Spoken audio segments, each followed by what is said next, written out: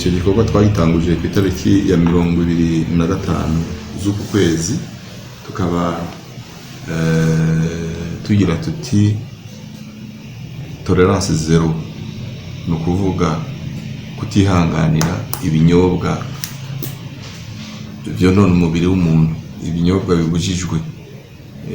Icyo tubona cyane tumaze gusanga muri iyi ntara ni ikinyobwa cyitwa ikibarube, niko bacita, gisa n'urwagwa rw'ibitoke, kuko ababikora babanza gutegura urwagwa rusanzwe rw'ibitoke, ariko bakongeramwo utundi tuntu bahingura, ndetse bagashyiramo n'amasukari kugira ngo kumbure ubwo rwagwa rugwire kandi runakare. Aho rero tumaze gusanga ivyo bintu henshi ni muri iki gisagara ca Ngozi, cyane cyane muri komine Ngozi no mu mazone yegereye komine Ngozi, arizo mutumba wa Rusuguti, kwibarabara rya Mivu, ndetse no mu yandi makomine. Iyo tumaze kubona bigaragara ko ivyo binyobwa bikorwa cyane, ni muri komine ya Busiga iri hafi y'iki gisagara ca Ngozi. Muri iyi minsi rero itatu tumaze gufata ico kinyobwa ku maritiro ashika arenga mbere 5,700.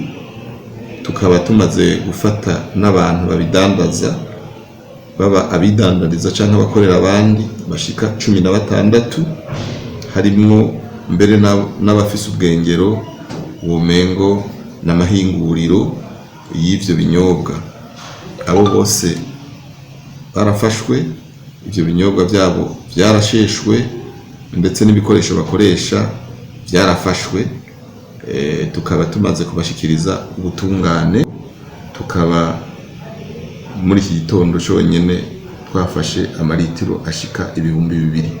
Tukaba tunafise n'izindi nkuru ahandi hantu ivyo bintu bibera, ariko tukaba tutarahashika.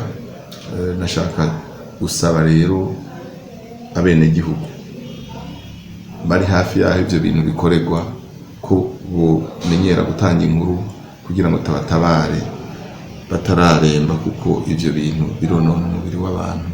Tukaba dusaba rero n'ababidandaza ko ku neza yabo bohagarika ivyo bikorwa, kuko ni ibikorwa bibisha vyonona amagara y'abantu. Twarafashe n'ingingo rero yuko aho hose tuzofatira ivyo binyobwa atakindi kintu kizosubira kuhadandarizwa, turetse ko dushobora kwemera ko umuntu yohaba. Ayo maengero, izo bara abantu bagenda kunyweramwo ivyo bintu zirahagarikwa iyo tubihasanze, kandi tugenda byose tubishesha.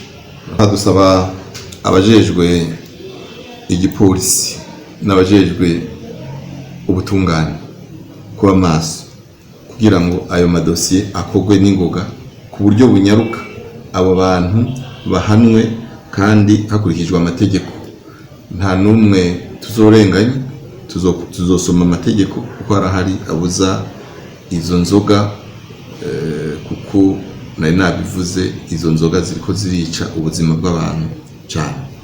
Ku bijanye n'abatowe rero, abatware bo rwego rwo ku mitumba, nasaba ko abo bantu nabo nyene baba maso, kuko biraboneka yuko ugusamara kwabo kuzotuma ivyo bintu bibandanya.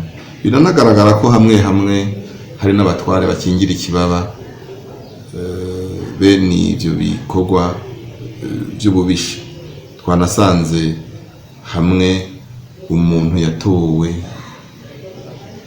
byavugwa ko ashobora kuba ari muri ivyo bintu, ariko twavyiboneye ko ku mutumba wa Rusuguti harimo umwe mu batowe bari muri 5 twasanze akora ivyo bikorwa bibisha.